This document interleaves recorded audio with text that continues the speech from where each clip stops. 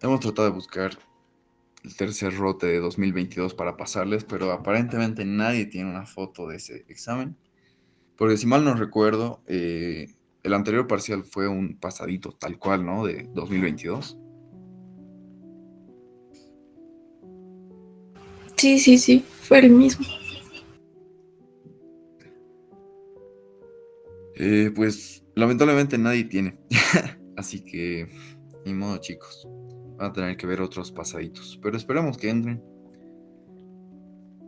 Ay, antes de empezar, aceptaremos a esa última persona. A menos que la si Weimar la tenga, ¿no? Entonces van y lo cuelgan, lo funan, hacen lo que sea para que les pase.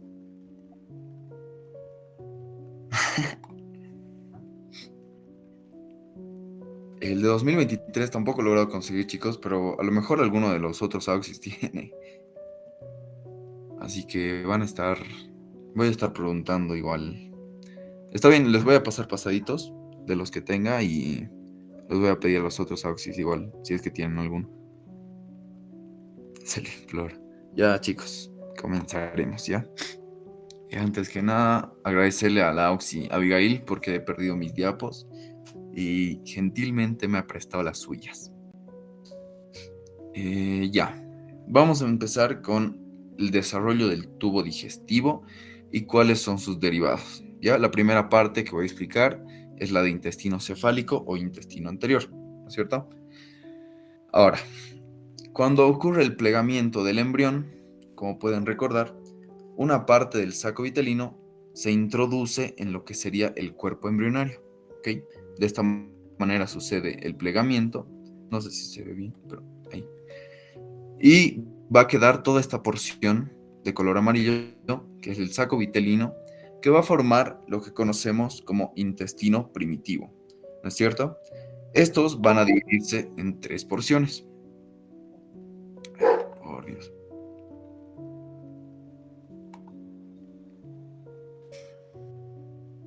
Ya, perdón. Se va a dividir en tres porciones, ¿ya? Vamos a tener el segmento más cefálico, que sería el intestino cefálico, segmento medio o intestino medio y el segmento posterior, que sería el segmento del intestino caudal. Muy bien, esos van a ser derivados del intestino primitivo, pero no podemos olvidarnos también que hay otros órganos o sistemas, por así decirlo, que se van a derivar de estos, bueno, de estos órganos, ¿no? Por ejemplo, vamos a tener primero el intestino cefálico, ¿ok? De los cuales se van a originar la faringe, el esófago, el estómago, el duodeno en su porción proximal. ¿A qué se refiere esto, chicos? A que el duodeno tiene cuatro porciones, ¿no es cierto? Vamos a tener la primera porción y la segunda porción. Bueno, la mitad de la segunda porción, la mitad caudal, va a ser propia de lo que sería el intestino cefálico. Porque la segunda mitad de la segunda porción, la tercera y la cuarta porción, hasta el ángulo de Treitz, van a ser propios del duodeno distal, ¿ok? Lo cual deriva del intestino medio. Posteriormente vamos a tener dos esbozos que salen del duodeno, que serían lo que conocemos actualmente como hígado y vesícula biliar, y los esbozos pancreáticos por su parte, ¿no? Tanto ventral como dorsal, lo cual vamos a llegar. Eh, bueno, como les decía, el tubo, el tubo intestinal primitivo no solo da origen a estos órganos, ¿ok? A estas porciones de faringe, esófago, estómago, etcétera, sino que también va a dar parte o algunas porciones a lo que serían órganos del aparato respiratorio, la vejiga, la uretra, como pueden ver aquí está la alantoides, por ejemplo. Eh, ¿Quién me puede decir cuál es el vestigio de la alantoides? Algo que ya deberían saber y acordarse toda la vida.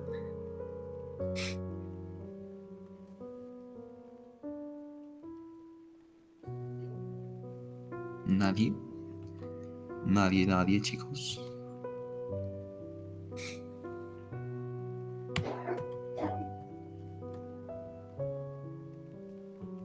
Aquí lo tienen, como ven.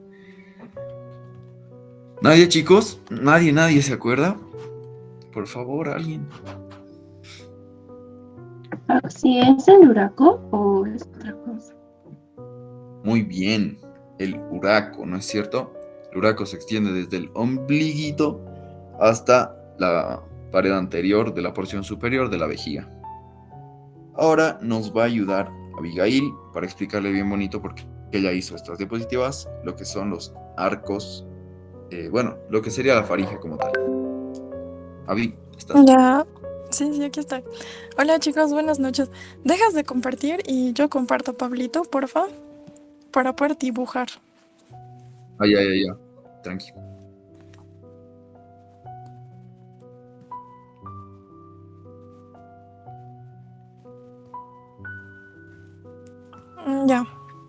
Ya, muy bien chicos. Soy Laxia Abigail y bueno, les voy a Espérame. explicar. ¿Se ve? La cagué, cerré el otro, cerré el otro. No, Pablito. Ya vamos a esperar un ratito.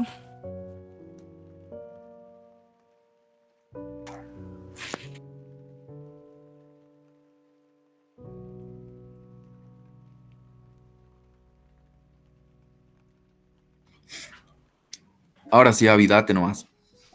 Ya, súper. Ay, ya. Muy bien, entonces les voy a explicar el desarrollo de los arcos faringios. Bueno, principalmente los arcos faringios, ¿ya? Entonces nos quedamos en faringe primitiva, ¿ya? Para el desarrollo de la faringe nos dice el libro que hay que recordar la faringe primitiva. Y esta faringe primitiva, a ver, espérenme un cachito, ya. Va a dar origen primero a varias estructuras. ¿Qué estructuras? Las fosas nasales y la boca, el aparato respiratorio, el timo, la tiroides, la paratiroides y la adenohipófisis. Entonces es muy importante, ¿ya chicos? Ahora, vamos a ver primero la posición, ¿ya? ¿Dónde se encuentra la faringe primitiva? Nos dice el libro que se encuentra entre la membrana bucofaringea, que está aquí, y el esófago, ¿ya? O el intestino anterior. Antes de todo eso, divertículo laringotraqueal, ¿ya chicos? Entonces, es importante esto, chicos, porque ha sido pregunta de examen y yo sé, voy a buscar, tal vez lo tengo, chicos, voy a buscar. Pero si no, estoy intentando acordarme, o sea, de todas las preguntas que han entrado, ya por si se repite. Entonces, atiendan esto, ¿ya? Esto sí ha entrado, o sea, decía, ¿cuáles eran los límites de la faringe primitiva? Ya allí era la faringe, la membrana bucofaringea y el divertículo laringotraqueal, ya por si acaso, chicos. Así que, por si se repite, ¿ya? Entonces, la faringe primitiva está compuesta de la membrana bucofaringea, entre la membrana bucofaringea y el divertículo laringotraqueal, ¿ya? Está además, si se dan cuenta, esto de acá, ¿ya? Está ventral a lo que es la notocorda. Ya yo sé que se acuerdan que la notocorda era el esqueleto axil, entonces va a ser todo lo que es la columna vertebral principalmente, ¿ya chicos? Entonces está ventral a eso, ¿no ven? Y además está dorsal a la eminencia cardíaca. Ya todo esto es la eminencia cardíaca. Eso por si acaso, chicos, ¿ya? Muy bien. Después, ¿qué más? Sobre la faringe, creo que eso es lo importante, ¿ya? Nos dice que la faringe primitiva va a dar lugar a tres cosas, tres características, ¿ya? Los arcos faringios, las bolsas faringias y las hendiduras faringias, ¿ya? Entonces, empezando con los arcos faringios, ¿ya? Que esta estructura es una de las más complejas, no sé, ¿ya? Porque los arcos faringios van a ser condensaciones del mesodermo, ¿ya? Y yo sé que se acuerdan del mesodermo. Hemos avanzado en organogénesis, ¿ya? El mesodermo era el mesodermo faringio, ¿no ve? El que daba lugar a los arcos faringios, ¿ya? Entonces era un número de 6 arcos faringios, ¿no ve, chicos? Y ahorita lo podemos ver, miren, chicos. Primer arco, ya segundo arco, tercer arco, cuarto, quinto y sexto, ¿ya? Eso es, chicos, por si acaso. Igual, en este tema no, o sea, no redunda mucho en eso, ya solamente nos dice eso sobre los arcos faringios. Es una condensación del mesodermo. ¿Qué es lo importante? Que va a tener una envoltura, ¿ya? Esta envoltura que está de azulito va a ser ectodérmica, ¿ya? Y la que está de amarillo es la endodérmica, ¿ya?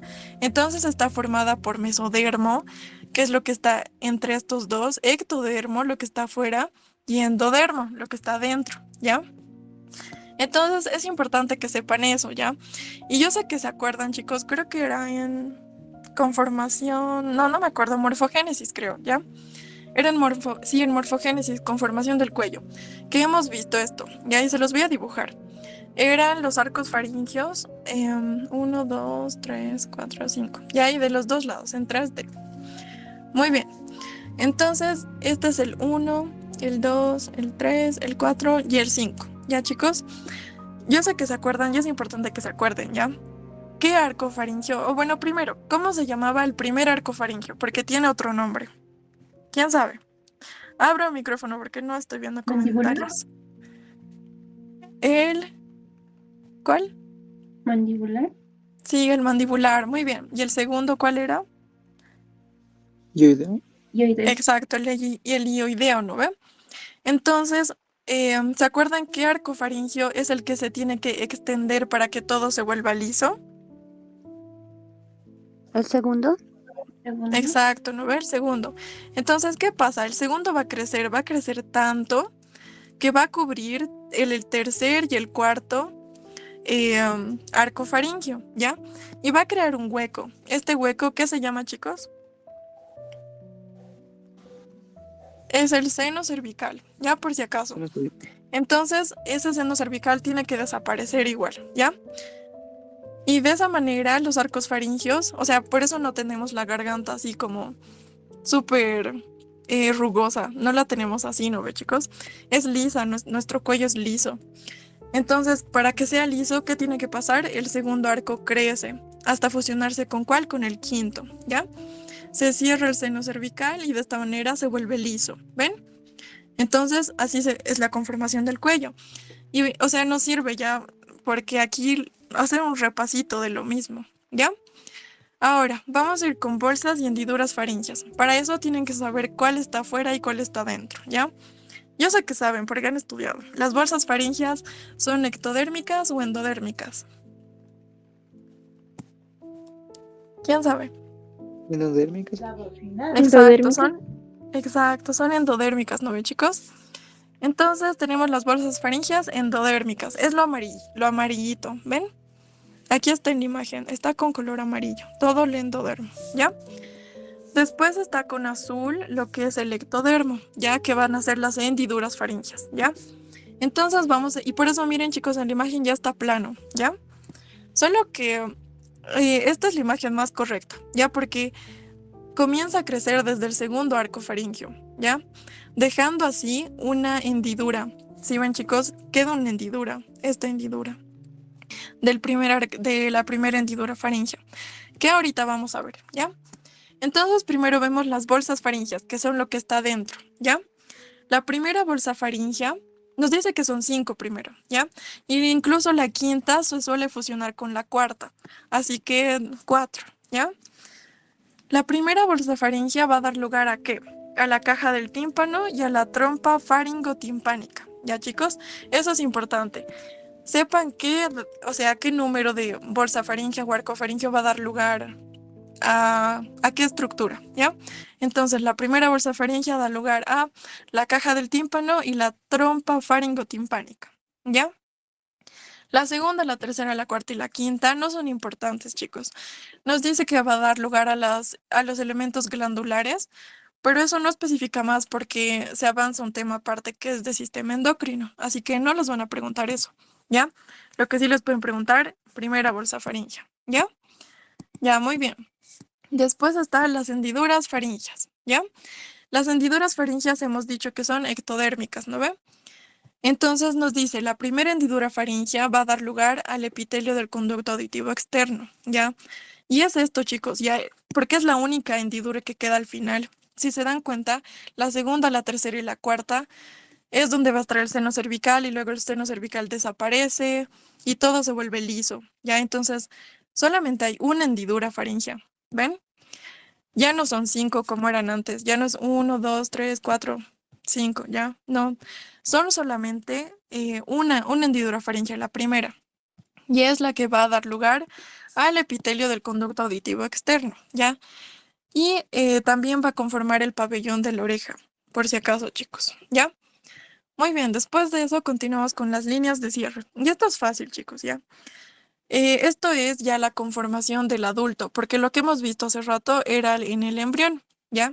Nos dice que en el adulto todas estas bolsas hendiduras ya se cierran. Y esta línea de cierre se va a extender desde dónde, ¿ya? La primera bolsa hendidura faríngea se va a extender desde la parte anterior del cuello, la cara anterior del cuello, luego va a ir por el borde anterior del hueso hioides, va a pasar por el conducto auditivo externo y va a rodear la mandíbula.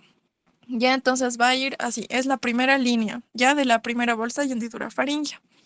Ahora, la segunda bolsa y la segunda hendidura faríngea va a ser otra línea de cierre. Y esta línea de cierre va a pasar igual por la parte anterior del músculo esternocleidomastoideo, su parte anterior e inferior, por si acaso, ¿ya? Y va a terminar en la fosa amigdalina, ¿ya? Y eso, chicos, eso es todo. Ahora sí le dejo a Pablito a que siga exponiendo. O sea, si han entendido, si tienen dudas, me avisan. Si no, le dejo al Pablito.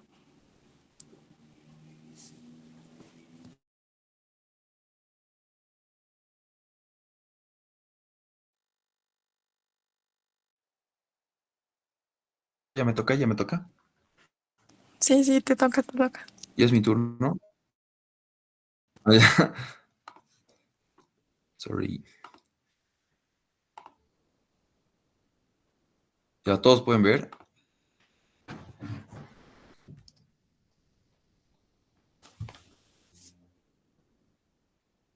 ¿O no? Sí, sí, ya se ve. Creo que no se ve, ¿no? Sí, en la segunda reunión pueden ver.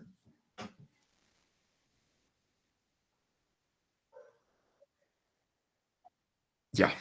Gracias por la confirmación. Muy bien, chicos. ¿Tienen alguna pregunta para Laux y Abigail? En caso de... Para continuar, si no, con la faringe definitiva. ¿Alguien que pueda abrir el micrófono y decir no por todos?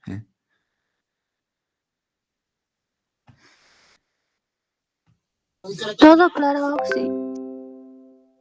Ya. Muy bien, gracias. Ya, chicos. Ahora, la faringe definitiva va a estar constituida por 3 porciones, ¿no es cierto? Ya han estudiado esto en anatomía, creo ya han acabado el rote de cabeza y cuello, entonces me van a ayudar. La faringe definitiva se va a dividir en 3 porciones, ¿no es cierto? Va a ser una porción más cefálica, que sería la nasofaringe o rinofaringe, posteriormente la orofaringe o bucofaringe, y por último la laringofaringe, ¿no es cierto? ¿Qué cosas hay importantes, qué estructuras hay importantes en cuanto a la nasofaringe? Pues más que nada la recepción, bueno, el orificio de salida en realidad sería de la trompa faringotimpánica, también llamada la trompa de... ¿Alguien? Eustaquio. De Eustaquio, muy bien, no sé quién ha dicho falopio. Ya. Ahora, pasando a la orofaringe, esta va a estar separada de esta cavidad. Bueno, están comunicadas, ¿no es cierto? En todo momento estas cavidades, y es por eso que, no sé, pueden atorarse y que les salga la coca por la nariz, ¿no es cierto? Pues bueno, vamos a seguir con la orofaringe, que de lo más importante que tendría es la amígdala palatina, ¿no es cierto? Y la laringofaringe, que está separada de la orofaringe por lo que sería esta estructura, denominada epiglotis, ¿no es cierto? Muy bien, vamos a pasar al esófago.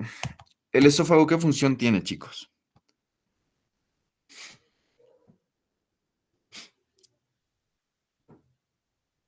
¿Alguien qué función tiene el esófago, muchachos?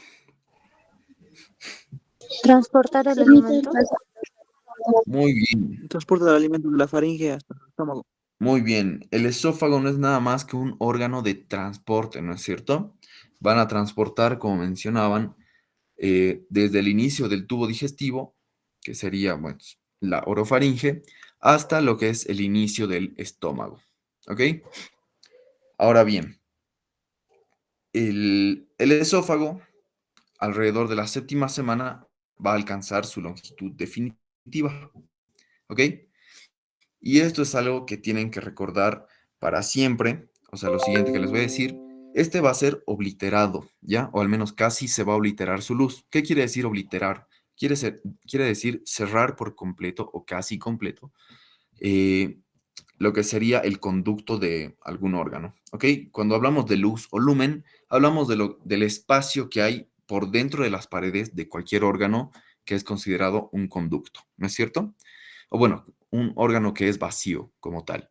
Entonces, esta obliteración por epitelio poliestratificado, es decir, las células del epitelio que están por dentro del esófago empiezan a proliferar, ¿ok? Empiezan a crecer, a crecer, a crecer, se multiplican y esto va a tapar toda la luz, va a ocluir la luz del esófago, ¿ya? Entonces, esto va a suceder en la quinta y sexta semana, ¿ya? Eso es algo que no se pueden olvidar jamás, porque cuando hablemos de una obliteración de la luz, va a suceder entre la quinta y la sexta semana, ¿ok? Mientras que una vez que se recanaliza, porque esto se tiene que abrir de nuevo, ¿no es cierto? Todo este epitelio que ha cerrado la luz del esófago en este caso, tiene que desmoronarse, ¿ok? Para que tenga el órgano de paso como lo conocemos en el adulto. Y esto va a suceder en la octava semana, ¿ok? Entonces, de memoria, la obliteración de la luz de cualquier órgano se da entre la quinta y sexta semana y su recanalización va a suceder en la octava semana, ¿ok?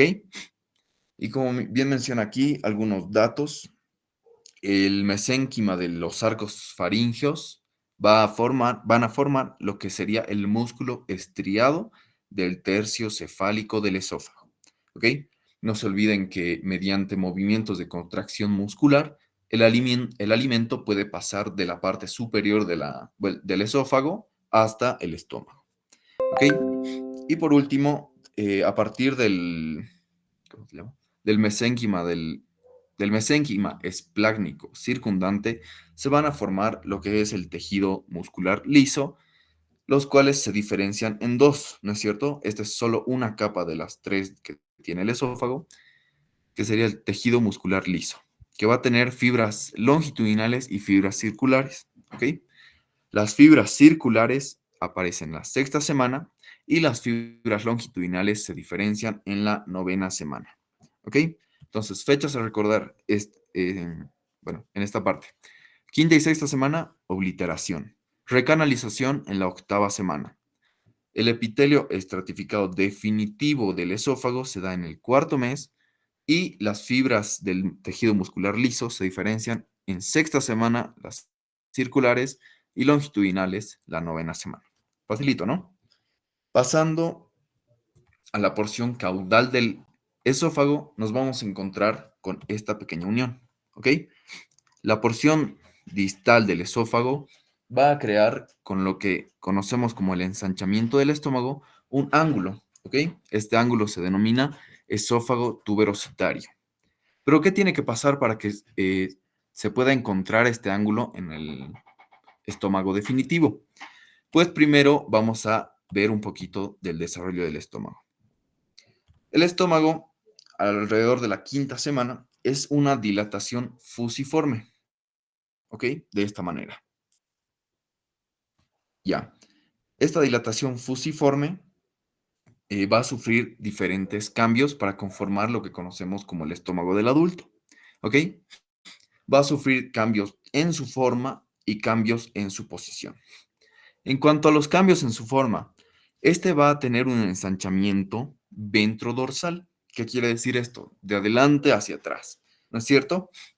Mediante este ensanchamiento se van a ir formando lo que conocemos en el adulto como anteriormente, si quieren ponerlo a la derecha, la curvatura menor del estómago y hacia la izquierda la curvatura mayor del estómago. ¿Ok? Estos ensanchamientos son bastante importantes. ¿Por qué? Porque en esta porción más cefálica se va a formar un gran ensanchamiento, como ven acá, que sería este ya el estómago de un adulto, que lo conocemos como el fondo gástrico, ¿ok? Aquí es donde se acumulan los gases que normalmente salen como flatulencias, ¿no es cierto? Ahora bien, una vez que se forma el fondo causa un cambio tan grande en cuanto al esófago que por último vamos a encontrar ahora sí lo que conocemos como ángulo esófago tuberositario, ¿no es cierto? Porque el fondo también se lo conoce como tuberosidad del estómago, ¿ya? Y en esta porción final se va a encontrar el cardias, que va a servir como un esfínter, ¿ok? Em, Algunos han debido tener algún familiar o a lo mejor sus padres o incluso tal vez ustedes pueden sufrir de lo que conocemos como acidez, ¿no es cierto? Ese reflujo ácido que te sube por el esófago, pues eso sucede por un mal funcionamiento del cardias. Y normalmente se les recomienda a los pacientes echarse del lado izquierdo, ¿no es cierto? Pero ¿por qué tendría sentido echarse del lado izquierdo? Porque recuerden que esto es izquierda y esto es derecha en el cuerpo del adulto. Vamos a tener el lado izquierdo con la curvatura mayor del estómago mucho más amplia que el lado derecho en cuanto a la curvatura menor, ¿no es cierto? Entonces, no se confundan, tampoco es como que se mueve de un lado al otro, ¿no? El estómago está sujetado por mesos, como lo van a ver más adelante. Entonces, cuando sufren de este reflujo, de este reflujo ácido, el cardias se apertura y el ácido que está pues flotando en el estómago sube y asciende un poquito por el esófago, ¿ok? Esa es la sensación que les quema. Nos hemos ido.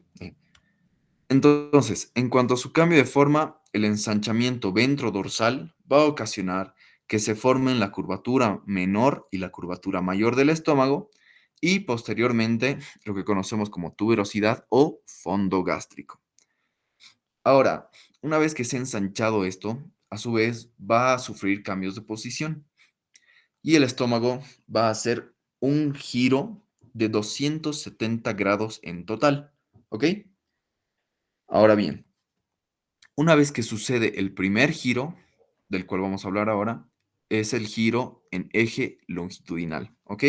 De arriba hacia abajo, sobre su eje mayor, que sería determinado por el esófago, ¿no es cierto?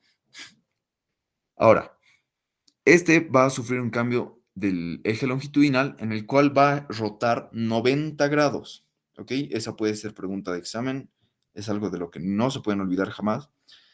Va a llevar a cabo una rotación de 90 grados en su eje longitudinal. Esto en el sentido de las agujas del reloj, ¿ok? Es decir, como que hacia la derecha, aquí como está esquematizado por la flecha. Entonces, el primer giro en el eje longitudinal, 90 grados en sentido de las agujas del reloj, ¿ok? ¿Y eso qué va a ocasionar? Que esta porción, el lado izquierdo, sería el derecho, ¿cómo es? No, está bien. El lado izquierdo del estómago, en el adulto, va a mirar anteriormente, es decir, va a estar hacia adelante, ¿no es cierto? Y tras este giro, la parte derecha del estómago va a quedar en posición dorsal. Esto va a explicar por qué en el adulto el nervio vago va a inervar la porción anterior de lo que sería ¿cómo se llama? Del estómago, ¿ok? El vago izquierdo va a llegar hasta la cara anterior del estómago y el vago derecho va a seguir su trayecto hasta llegar a lo que sería la región del plexo celíaco, ¿ya?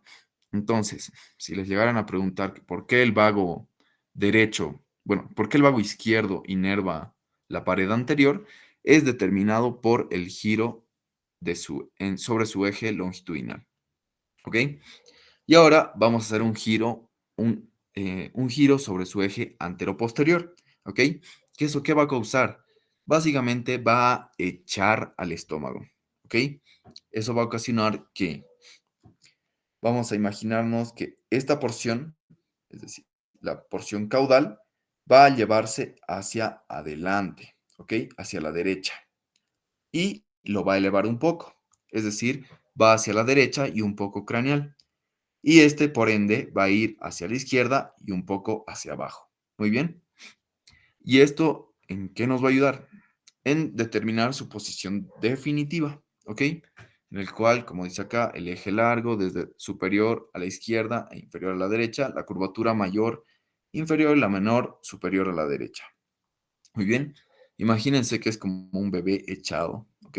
Con las patitas un poquito hacia arriba y la cabecita un poquito hacia atrás, ¿ya? Ahora, en cuanto a la estructura del estómago, aquí está resaltado lo más importante. El epitelio de la mucosa es de origen endodérmico, ¿no es cierto? Como todo el epitelio. Este va a tener pliegues irregulares en el curso del segundo mes. Los brotes al final del tercer mes. No es muy importante que digamos esto. Las fibras musculares circulares. ¿Quién me puede decir en qué fechas hemos dicho en cuanto al esófago las fibras circulares del músculo liso? Sexta. Muy bien, sexta semana. ¿Y las longitudinales aparecían en? 9ª semana. Muy bien. En cuanto al estómago, estamos hablando de las fibras musculares circulares al final del segundo mes y las fibras longitudinales a los 2 meses y medio. Muy bien. Ahora, algo particular que tiene el estómago van a ser estas fibras en asa. ¿Qué quiere decir? Las asas son como entrecruzamientos, ¿no es cierto? Como una curvatura que toma cualquier estructura. Entonces, estas fibras en asa van a aparecer en el tercer mes, ¿ya? Eso es algo bastante preguntable, sí, para que se acuerden. Ahora, continuando, porque estamos descendiendo en cuanto a órganos del tubo digestivo, vamos a encontrar que en la porción final del estómago tenemos la porción pilórica, ¿no es cierto? La cual se va a comunicar mediante un esfínter, obviamente, que es el esfínter pilórico, con la primera porción del intestino delgado. Muy bien. La primera porción del intestino delgado, el intestino delgado tiene 3 porciones, ¿no es cierto? El duodeno, el yeyuno y el ileum. Ahora bien, como habíamos mencionado al inicio, en cuanto al intestino cefálico compete solamente las 2 primeras porciones y eso, la mitad cefálica de la segunda porción y la primera porción son de origen del intestino cefálico. Muy bien. Pero en estas porciones del duodeno, que sería la segunda porción, vamos a tener varias estructuras en el adulto, ¿no es cierto?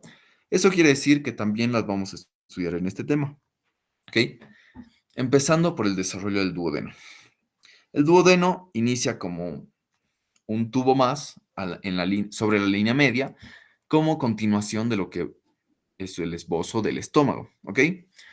Ahora, a medida que el estómago sufre estos cambios, tanto de forma como de rotación, sí, de rotación, el duodeno hace lo mismo, ¿ok? El duodeno tiene la característica forma de C. Esto se debe a que en el momento en el que el estómago se ensancha y empieza a rotar, el duodeno también está creciendo por su parte. Pero el duodeno llega a crecer mucho más rápido, es decir, tiene un crecimiento mucho más acelerado que el estómago, por lo cual al momento en el que el estómago hace su primera rotación de 90 grados, el duodeno tiene la necesidad de también rotar, ¿ok? Porque imagínense que es como un gusano que va creciendo. Esto hace que el duodeno se desplace hacia la derecha del abdomen y posteriormente haga otra asa en la cual va a formar una forma de C, ¿ok? En el adulto. ¿Esto por qué? Debido al crecimiento acelerado de lo que es el duodeno. Ahora, presenta una forma característica así. Como ha girado el duodeno, el resto del duodeno, que serían la tercera porción y cuarta porción, igual tienen la necesidad de seguir creciendo, pero como no encuentran espacio, se vuelven a dirigir hacia arriba, ¿ok? Siguiendo la flechita, va a tomar su forma de C Y como sigue creciendo, este va a volver a subir y se va a atajar su última porción en este ángulo, ¿ok? Que sería el ángulo duodeno yeyunal, o también llamado ángulo de Treitz, en el cual va a estar suspendido, o atajado, mejor dicho, a la pared posterior del abdomen por la fascia o el músculo de Treitz, ¿ok? Sencillito, entonces. ¿Por qué adopta la forma característica de C? Por su crecimiento alargado, tiene que, bueno, dar las asas correspondientes para poder seguir creciendo. ¿Ok? El epitelio endodérmico duodenal va a dar 2 brotes macizos. ¿Ok? Estos brotes, bueno, en realidad son 3, 4, digamos. ¿Ya? Estos brotes macizos dan origen al hígado por acá y al páncreas por acá. ¿Ok? A la izquierda del duodeno se va a encontrar el páncreas en el adulto y a la derecha los esbozos del hígado. Ahora, como habíamos mencionado hace rato, la luz del duodeno igual va a tener células por dentro, el helio va a proliferar una vez más, lo cual va a ocluir la luz del duodeno. Y esto sucede durante la quinta y sexta semana. ¿Ok? Y eso es de memoria. La luz se oblitera tanto del esófago como del duodeno durante la quinta y sexta semana y se recanaliza al final de la octava semana. ¿Y qué pasa si no se recanaliza? Bueno, lo vamos a ver más adelante en malformaciones, ¿no es cierto? Ahora, las fibras circulares, una vez más, al comienzo de la sexta semana y las fibras longitudinales alrededor del tercer mes, ¿ya? Los parasimpatoblastos a la séptima semana, y esto es bien importante, las primeras vellosidades aparecen en la octava semana, ¿ok? Entonces, ¿qué es lo que sucede en cuanto al duodeno? Al momento en el que se recanaliza, van a crecer las primeras vellosidades. Y esto quiero que me lo respondan. ¿Cuál es la función de las vellosidades intestinales?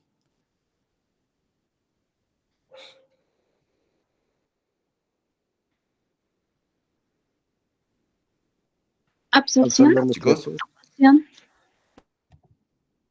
¿Cómo? Absorción. Absorción. Muy bien. Van a ampliar la superficie de absorción, ¿ok? Eso es algo que no se tienen que olvidar tampoco. Bueno, como habíamos visto, el duodeno va a tener brotes de origen. ¿De qué origen eran, chicos, los brotes? Antes de que se pase. Endodérmico. Endodérmico. Ya, de la otra reunión no sé si me han respondido, pero de origen endodérmico, ¿ok?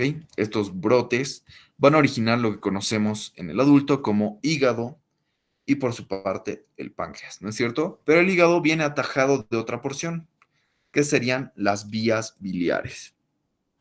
Ahora, el primer esbozo de estos, es decir, estos brotes macizos que van a originar estos órganos, aparecen al inicio de la cuarta semana, ¿ok? Como evaginaciones. ¿Qué es una evaginación? Sería básicamente la protrusión. La invaginación es hacia adentro, la evaginación es hacia afuera, ¿no es cierto? Entonces, estos brotes, estas evaginaciones huecas, van a nacer al inicio de la cuarta semana. ¿Ok? Facilito, ¿no?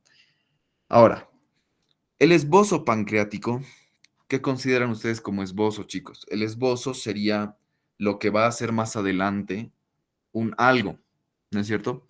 Un esbozo es como, no sé, cuando los artistas hacen varias líneas, y al final termina siendo la cara de Michael Jackson, ¿ya? Entonces, eso es un esbozo, ¿ya? Ahora, este esbozo hepático empieza a crecer hacia el costado, ¿ok? Empieza a crecer y en un momento se detiene.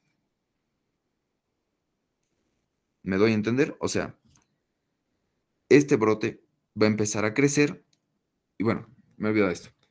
Se empieza a introducir entre las hojas del mesenterio ventral, ¿ya?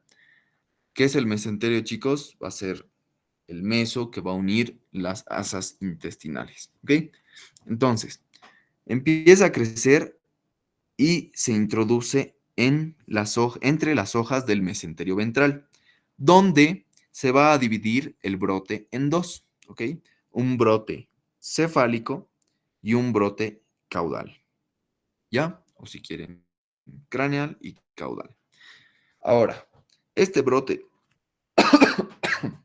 perdón, este brote superior, si quieren llamarlo así, cefálico, craneal, va a formar lo que es el parénquima hepático y el brote caudal va a formar lo que es la vesícula biliar, ¿ya?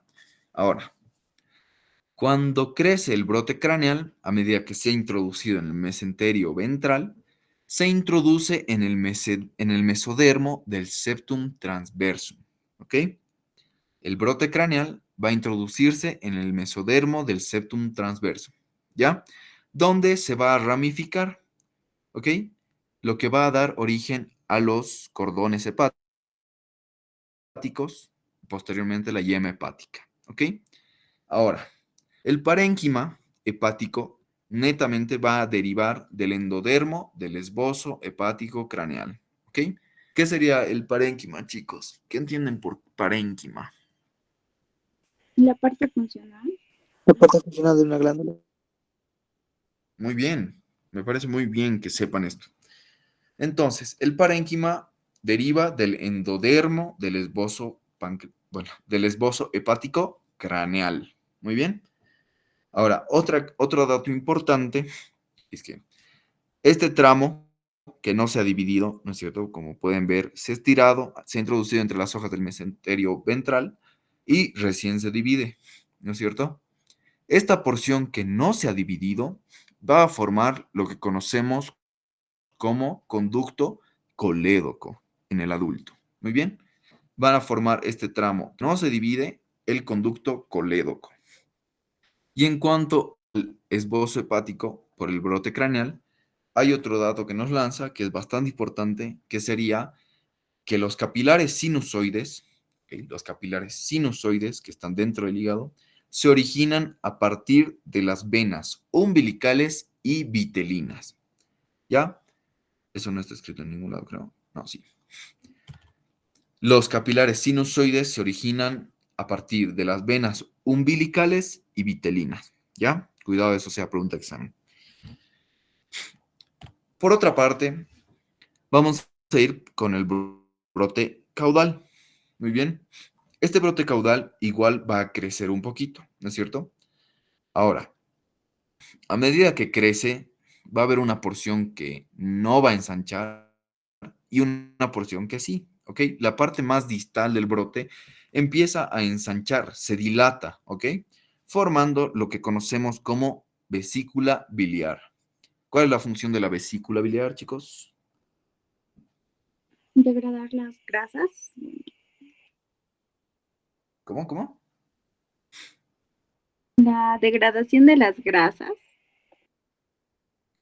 Ya, estaba bien de no sé qué reunión, pero almacena la bilis, ¿no es cierto? Lo que conocemos como bilis, que sí tiene una función para, ¿cómo se llama? Destruir ácidos grasos, pero, bueno, no destruir, no es la palabra correcta, pero la definición correcta de la función de la vesícula biliar es el almacenamiento de la bilis, ¿no es cierto? Que es creada por ¿quién? Por el hígado. Ahora, una vez más, este conducto de la vesícula biliar van a proliferar sus células, van a tapizar completamente y obliterar la luz durante la quinta y sexta semana. ¿Okay? Y ya estamos cansados de escuchar este tema. Pero es así. La luz desaparece temporalmente porque las células proliferan y esta se recanaliza en la octava semana. ¿No es cierto? Porque se caen, degeneran estas células. Ahora, como ven, esta pequeña porción de dilatación va a formar la vesícula. Pero, ¿y qué pasa con el restante? O sea, ¿qué pasa con el resto del conducto? Pues esto va a constituir el conducto cístico, ¿ya? La porción que no se dilata en cuanto a la vesícula biliar, o bueno, el brote caudal, se va a formar el conducto cístico. De igual manera, en cuanto al brote craneal, ¿no es cierto? van a ver la división acá, y una vez que nace este conducto, a medida que se van formando el parénquima hepático, estos conductos también se van a dividir, ¿ok? Una porción se va a dividir. Y bueno, se van a formar posteriormente lo que sería el conducto hepático derecho y el conducto hepático izquierdo. ¿Ya? Ahora, otra pregunta de examen. Bueno, otro dato que les puede servir para su examen. Durante la 9ª semana, es decir, una semana después de la recanalización, que ya todos la conocemos, durante la 9ª semana, el volumen del hígado pesa un 10% del peso total del feto. ¿Ya? Acuérdense de ese dato. El volumen del hígado pesa un 10% del peso total. ¿Ya? Después de esto va a reducir, ¿ok? No se va a quedar tan grande. Pero ¿qué es lo que ocasiona esta reducción? En el momento en que el hígado empieza empieza a reducir su tamaño, se van a empezar a diferenciar las estructuras que vemos en el adulto, los cuales serían los 4 lóbulos hepáticos, ¿ok? El lóbulo derecho, que es más grande, el lóbulo izquierdo, el lóbulo caudado y el lóbulo cuadrado. No espero que entiendan mucho esto, porque no tengo una imagen de un hígado, pero lo van a terminar bien en anatomía, ¿ya? Y para que desde ahora lo sepan, el hígado tiene 4 lóbulos, ¿ok? El derecho, el izquierdo, el caudado y el cuadrado. ¿Ya? ¿Qué más será? Ya. En cuanto a las funciones del hígado. El hígado va a tener distintas funciones, ¿no es cierto? ¿Quién me puede ayudar? ¿Cuáles son las funciones del hígado? Función hematopoyética. ¿Ya? ¿Qué significa eso?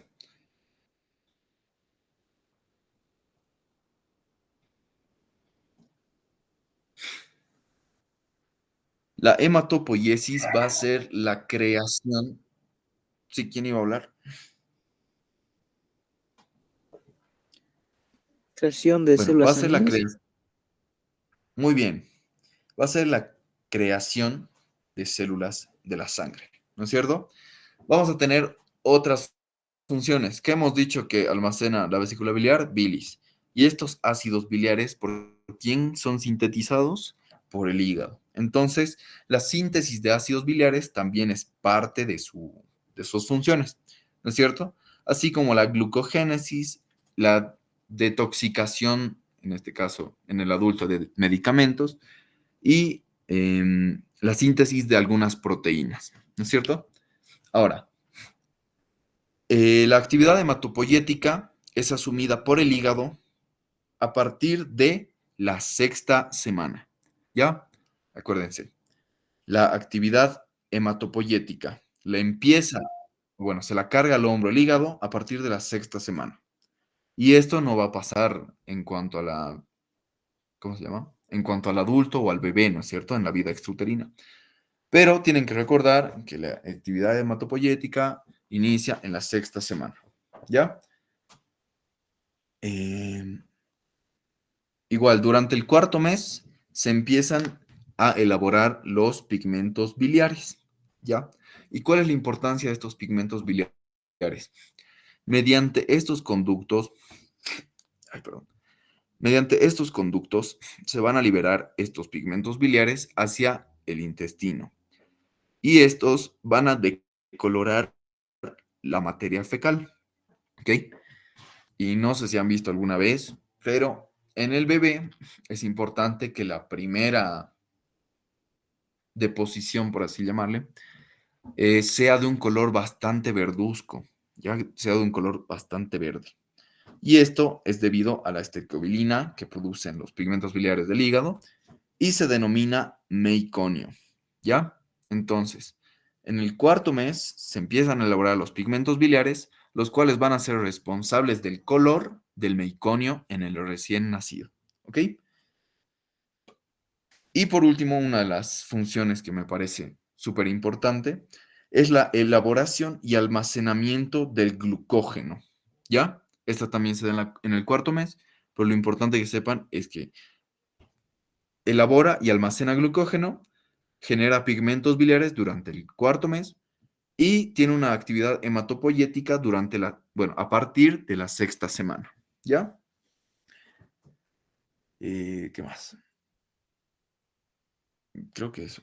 También sintetiza varias proteínas, inmunoglobulinas, etcétera, pero no creo que sea muy preguntable. Había algo. La alfa-fetoproteína, chicos. La alfa-fetoproteína entre la semana 16 y 24 es sintetizada, ¿ya? Por los hepatocitos. Y esta alfa-fetoproteína tiene que desaparecer, ¿ya? Disminuye hasta desaparecer. ¿Por qué? Porque si se la encuentra en el adulto, puede ser un indicador de regeneración celular y, lo más importante, tumores, ¿ya? Entonces, la alfa-fetoproteína entre las semanas 16 y 24 es normal. A partir de esto para adelante ya no es natural, ¿ok? Y mucho peor en el adulto. Ya, pasamos con el páncreas, que deben estar cansados. No sé si quieren un receso de 10 minutos o quieren correr con los temas. ¿Alguien me puede decir? Para apurarme. Creo que me tardo un montón.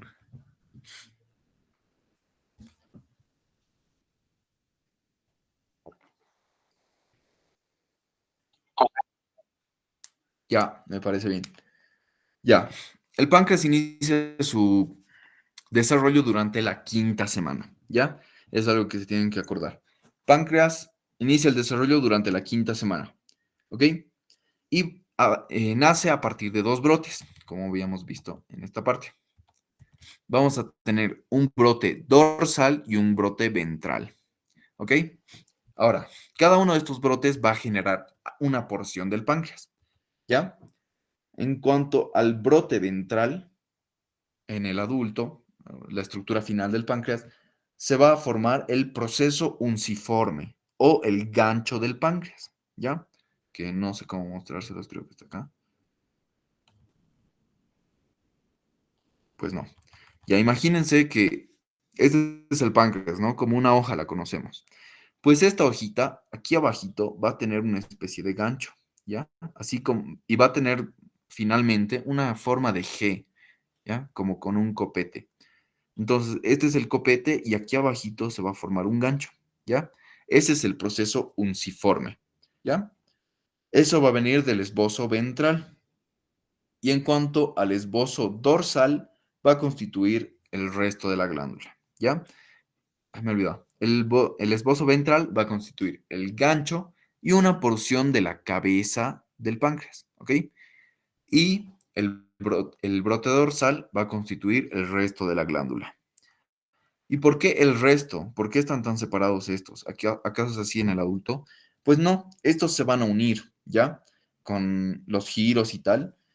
Se va a producir una anastomosis del brote ventral con el brote dorsal. ¿Y esto en qué va a desencadenar? Que este conducto que ven acá, que sería el conducto pancreático principal, o también denominado conducto de Wirsung, ¿no es cierto? Se forma a partir de la anastomosis del conducto del brote ventral y una porción del dorsal, ¿ya? Sé que es irónico, pero es así. Inicia acá y un pequeño segmento del brote dorsal. Y posteriormente hay un conducto acá que permanece en algunas personas, que es un conducto accesorio. ¿No es cierto? Que lo conocemos como conducto de Santorini. Ahora, algo importante a decir del páncreas es su función endocrina, ¿no es cierto? La producción de ciertas hormonas o... Sí, serían hormonas, creo.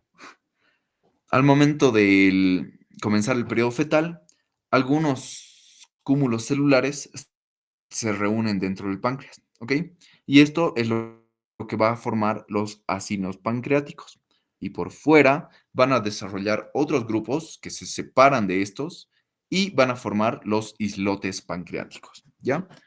Bueno, lo importante de esto es que se empiezan a diferenciar células que van a formar diferentes secreciones, ¿ok? Creo que sí son hormonas. No, permítanme la estupidez.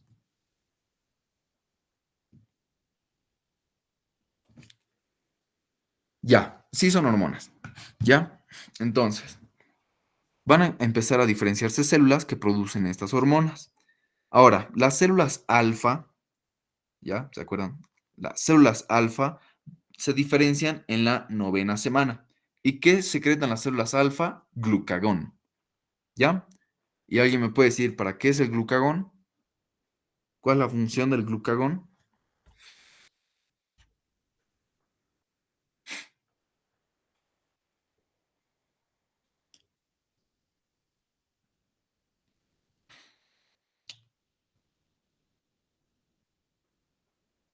Chicos.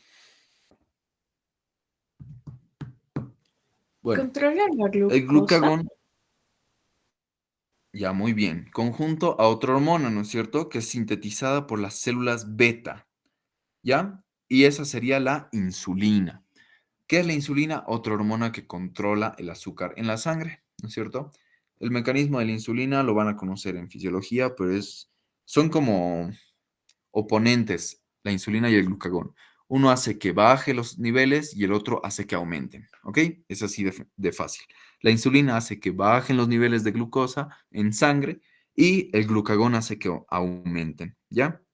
Ahora, la secreción de insulina comienza en el 5.º mes, mientras que el glucagón ya se detecta a partir de las 15 semanas, ¿ya? Eso es todo lo que tienen que saber del páncreas endocrino. A partir del 5.º mes empieza la secreción de insulina y a partir de la 15ª semana se detecta glucagón en el plasma fetal. Ahora, malformaciones, que no tengo diapositivas de esto. Las malformaciones son bastante sencillas, chicos. Vamos a tener primero el quiste cervical. ¿Qué es el quiste cervical? Es la falta, o bueno, es un resto del seno cervical. ¿Ya? Si se acuerdan, el seno cervical, por el rápido crecimiento del segundo arco faríngeo durante la 5ª semana, el segundo arco va a crecer y se va a fusionar con el sexto, ¿no es cierto? Formando, bueno, dejando por dentro las hendiduras 4, 5, 6, formando el seno cervical. Ahora, cuando este seno cervical no desaparece, es una incompleta obliteración del seno, se forma un quiste que va a estar, esto es característico, ubicado por debajo del ángulo de la mandíbula o por el borde anterior del esternocleidomastoideo. ¿Ya? Es fácil. Quiste cervical, no se ha obliterado el seno cervical y aparece debajo del ángulo de la mandíbula o por el borde anterior del esternocleidomastoideo. Las fístulas faríngeas son conductos que comunican dos cavidades, ¿ya? Esa es la definición de fístula. Es una comunicación anormal entre dos cavidades o espacios, si le quieren llamar así, ¿ya? Y estos aparecen en las paredes laterales de la faringe, los cuales pueden llegar hasta la amígdala o a la superficie cutánea, ¿ok? A las porciones inferiores de lo que sería igual el esternocleidomastoideo, ¿ya?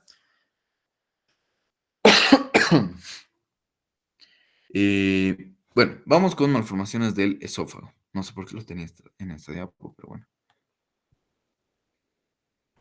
Ya, vamos con las malformaciones del esófago. La atresia esofágica. La atresia, por definición, es una recanalización incompleta anormal, ¿ya?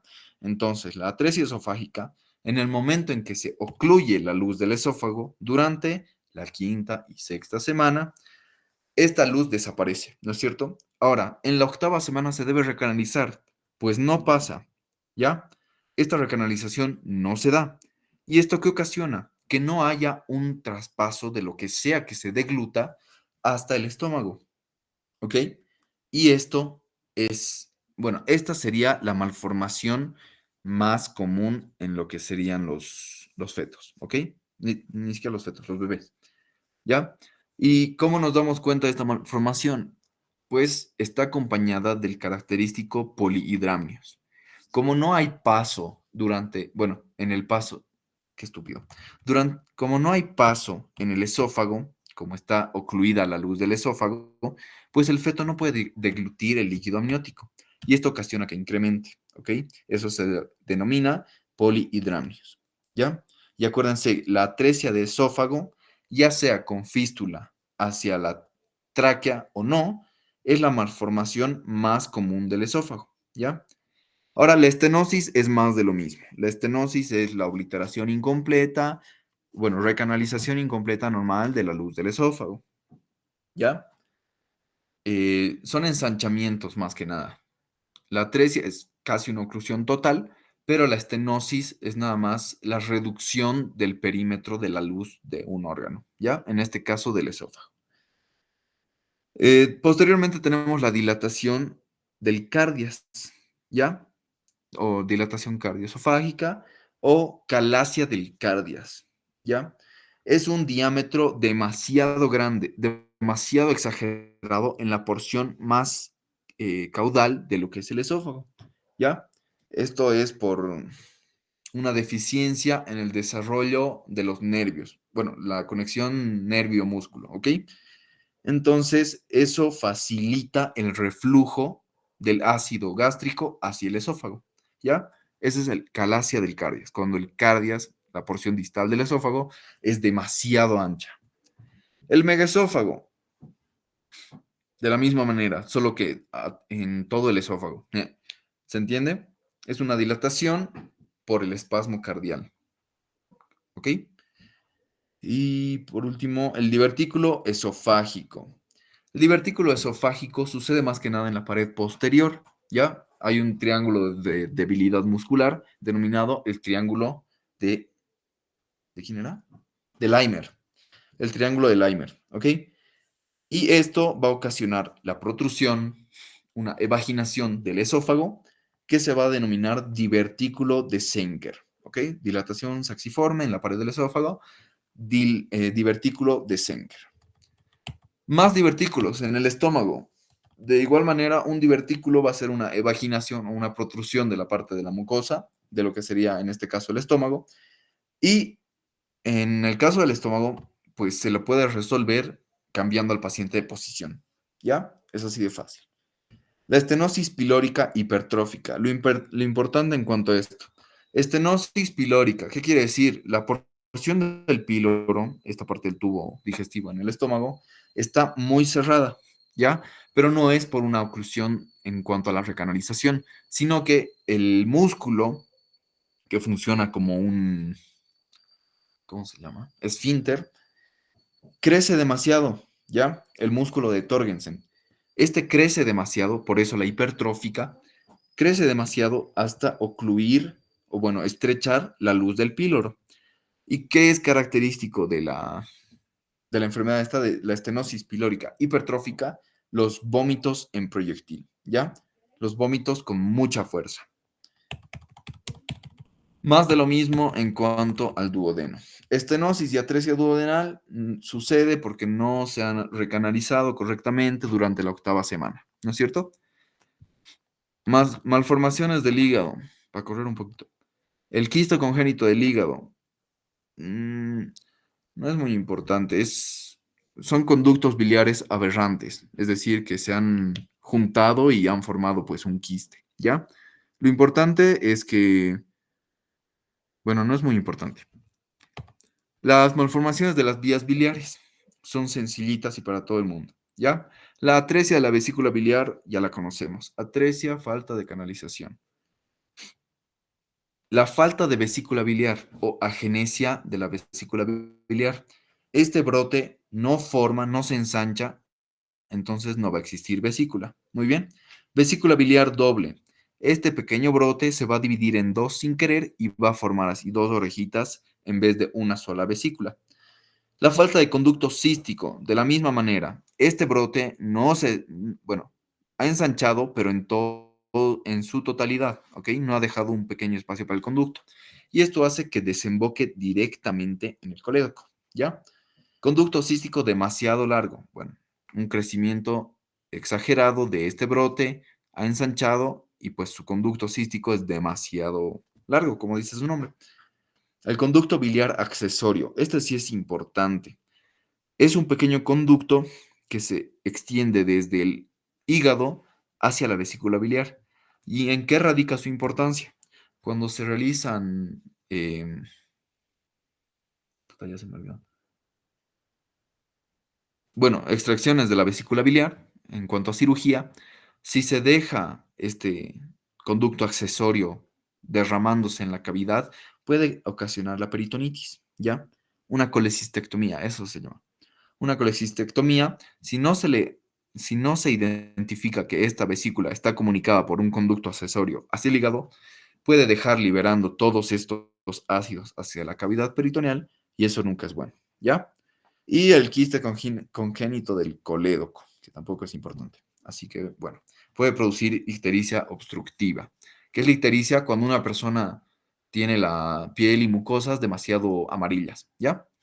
Y esto es por el incremento de bilirrubina libre en la sangre. Malformaciones del páncreas. Como pueden ver, el páncreas tiene una yema dorsal y una yema ventral, ¿no es cierto? Que se van a unir básicamente por la parte posterior, se van a girar conjunto a esto y van a quedar casi en su totalidad al lado izquierdo del duodeno. Pues sucede que en algún momento este brote crece tanto que se junta con este por ambos lados, tanto por delante como por detrás, ¿ok? Eso va a formar un anillo completo y eso es debido a la hipertrofia de los esbozos pancreáticos, ¿ya? Tanto el esbozo pancreático ventral como el esbozo pancreático dorsal. El tejido pancreático heterotópico no es muy importante, esto sí es importante. La mucoviscidosis, la enfermedad fibroquística del páncreas. Es una producción anormal de moco, ¿ya? En la secreción del moco en el páncreas.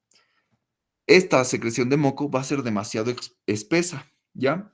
Lo cual, pues este moco va a obstruir lo que es el conducto.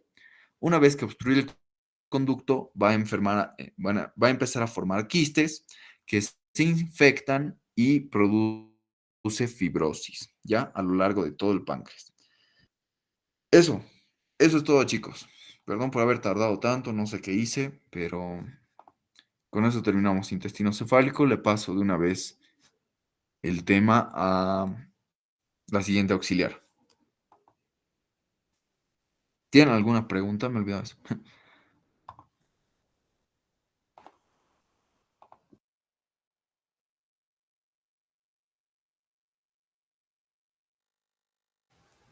Está todo claro.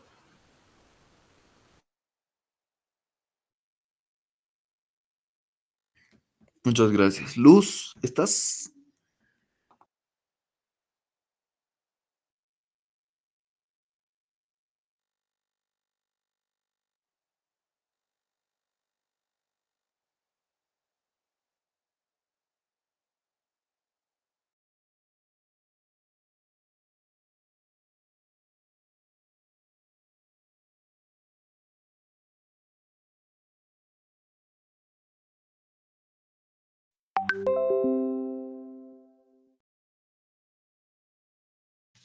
A ver, lo más preguntable, chicos, es la mucoviscidosis, a mi parecer, la cardias o por último, sí, la cardias en cuanto a esófago.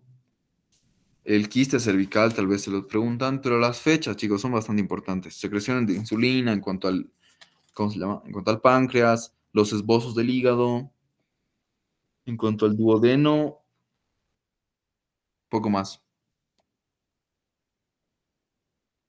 No, no me aparece.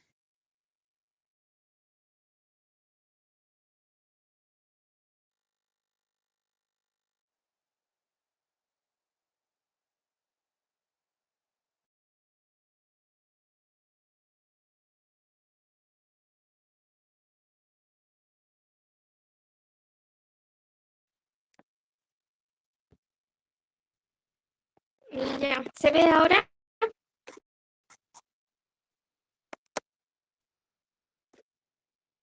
¿Me confirman, chicos? ¿O Pablo, porfis?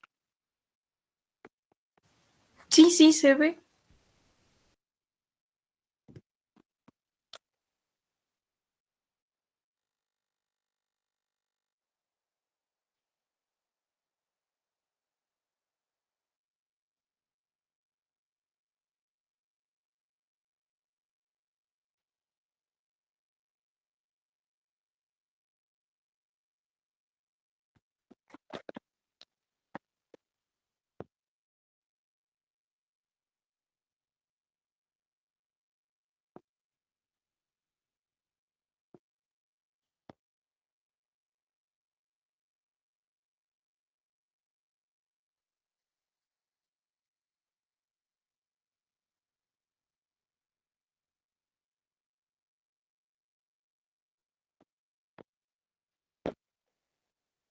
Ya.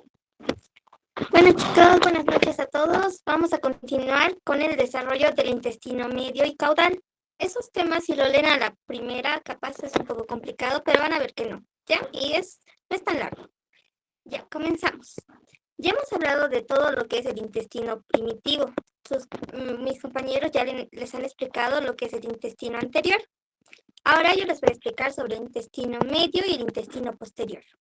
Antes de esto, vamos a recordar muy rapidito cómo es que se formaba el intestino primitivo. El embrión hacía sus plegamientos, ¿no? El plegamiento cefalocaudal y el plegamiento lateroventral. Al hacer estos plegamientos, parte de lo que es el saco vitelino se queda dentro del embrión y así se forma el intestino primitivo. Este intestino primitivo va a tener 3 segmentos. El que ya habíamos hablado, que es el intestino anterior o cefálico, el intestino medio y el intestino posterior o caudal. Tanto el intestino cefálico como el intestino posterior nos dice que son extremos ciegos, es decir, que no tienen salida y están separados de la cavidad amniótica por la membrana, que sería acá la membrana bucofaringea y aquí la membrana cloacal. ¿Ya? Ahora, algo también importante en esta parte es que el intestino medio todavía va a quedar en comunicación con el saco vitelino a partir del conducto onfalomesentérico, conducto vitelino o conducto vitelino intestinal. ¿Ya? Entonces, ahora lo que vamos a ver nosotros es primero el intestino medio. Esta parte de acá. Ya. Ahora, ¿cuáles son los derivados del intestino medio? Lo vamos a ir pintando con naranjita. Ya. Primero, es la mitad caudal de la segunda porción del duodeno, la tercera porción del duodeno y la cuarta porción del duodeno.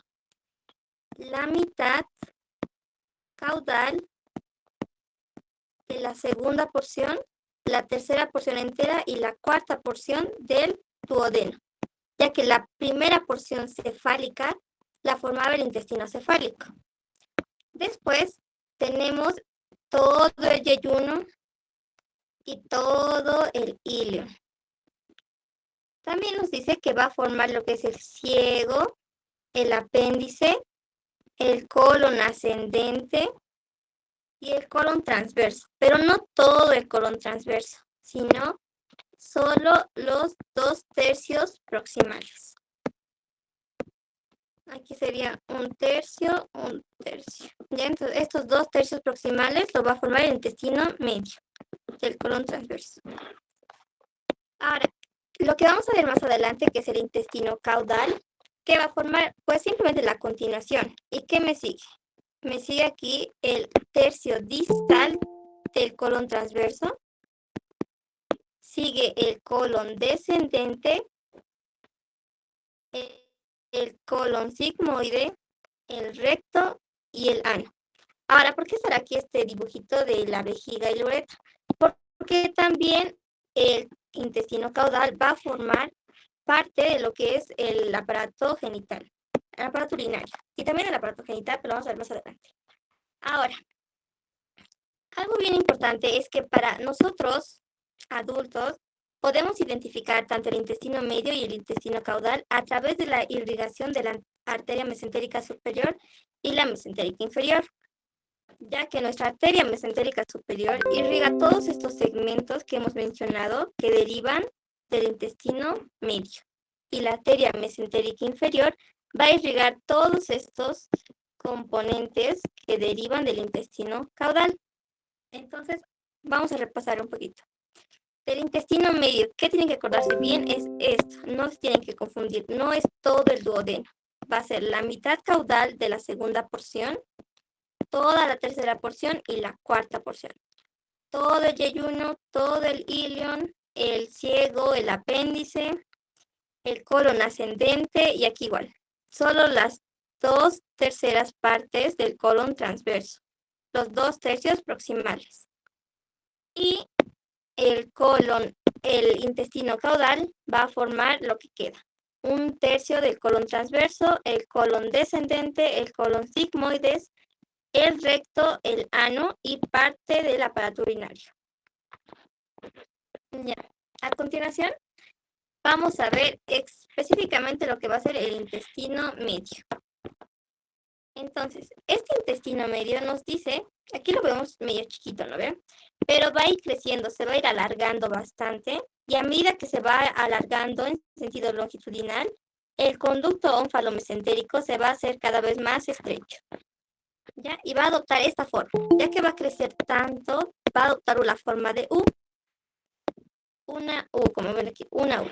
Pero como ven, es una U que está tumbada, nos dice. Está tumbada en el plano sagital. Es decir, aquí va a estar lo cefálico y aquí lo caudal. Entonces, está tumbada en el plano sagital con su convexidad anterior y su concavidad posterior. Ya, ahora, esta asa se va a dividir en dos ramas. La rama cefálica, que lo vamos a pintar aquí de más naranjadito, la rama cefálica y la rama caudal, que lo vamos a pintar aquí, la rama caudal. Entonces, la rama cefálica, o también llamada, que está en su libro como rama yeyuno ileal, va a dar origen ¿a qué? Al yeyuno y la mayor parte del ilion, prácticamente casi todo el ilion. Y la rama caudal, o también llamada rama ileocólica, va a dar origen a la porción inferior del ilion, al ciego, al apéndice, al colon ascendente y a los 2/3 proximales del colon transverso. ¿Ya? Viendo nuestra imagen que hicimos antes acá, vamos a dividirlo. Formaría hasta esta parte de aquí, todo lo que está antes de esta línea roja, sería la rama cefálica o yeyuno ileal. Y todo lo que está después de esta línea sería la rama caudal o ileocólica. ¿Ya? Hablando del intestino medio. Ya. Ahora, antes vamos a... Bueno, esto más. Entre la unión de estas dos ramas va a estar aquí el conducto vitelino, que también se llama conducto ónfalo-mesentérico o conducto vitelo-intestinal. Ya este conducto, como les dije, a medida que esto se va alargando longitudinalmente, este conducto se va a hacer más estrecho, pero igual va a ser larguito, pero más estrecho. Ahora, algo importante es que a veces este conducto ónfalo-mesentérico nos dice que puede persistir y va a quedar como divertículo de Meckel. Es un divertículo muy famoso que lo vamos a ver igual después en malformaciones. Entonces, ¿cuál es la importancia de este divertículo? Es que se encuentra en el segmento de ¿qué sería el ilion, ¿ya? Está en el ilion y tiene una ubicación de justo a 20 centímetros de lo que va a ser el ciego, ¿ya? Entonces, en el ilion, a 20 centímetros de distancia del ciego, se encuentra lo que es el divertículo de Meckel. Ya. Ahora, esto es algo como un poquito confuso, pero lo vamos a ver lentito, que es la rotación del asa intestinal primitiva. Ya habíamos visto esta imagen donde les decía que tenemos la rama cefálica o yeyuno ileal y la rama caudal o ileocólica. Y lo vamos a pintar de esos colorcitos para que no nos perdamos en esta explicación. Entonces, primero, como les dije que está tumbada en plano sagital, esta sería la parte cefálica y aquí sería la parte caudal. Y nos dice que esto va a ser un giro en sentido de en contrario a las agujas del reloj, es decir, así más o menos, ¿no? Contrario a las agujas del reloj. Entonces, primero, ¿qué es lo que vamos a tener? Esta rama cefálica va a estar en esta dirección más o menos. Y la rama caudal va a estar así. Es decir, aquí va a estar la parte caudal y aquí la parte cefálica. Entonces, de esta posición dice que giran 90 grados en contra de las manillas del reloj. Es decir, esta parte cefálica ahora va a estar aquí.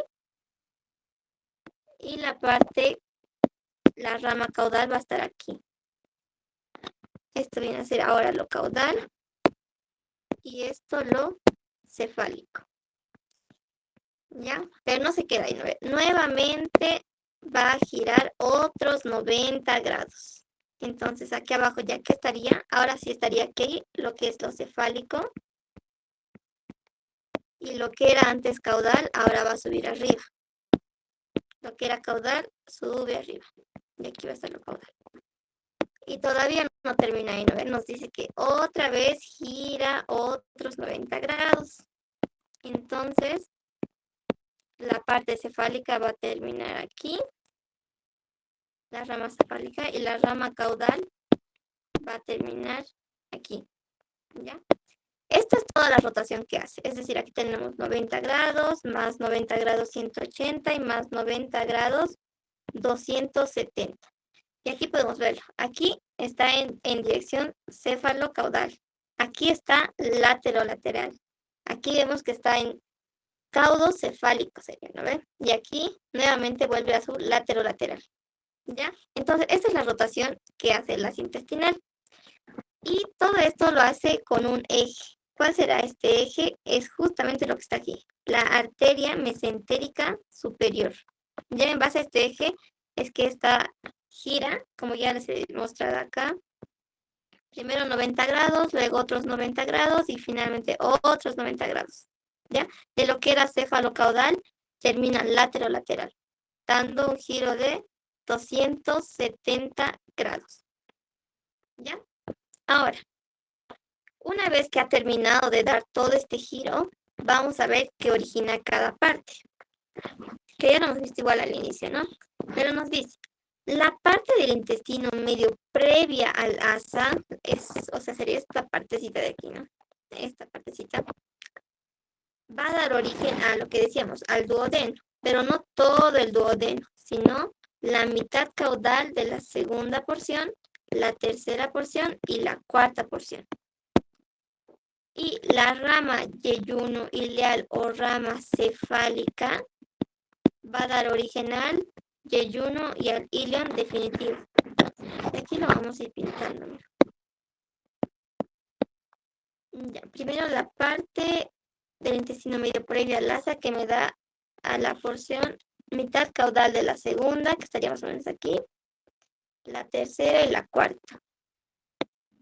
Luego la rama yeyuno ileal me da origen a todo el yeyuno y a todo el ilio.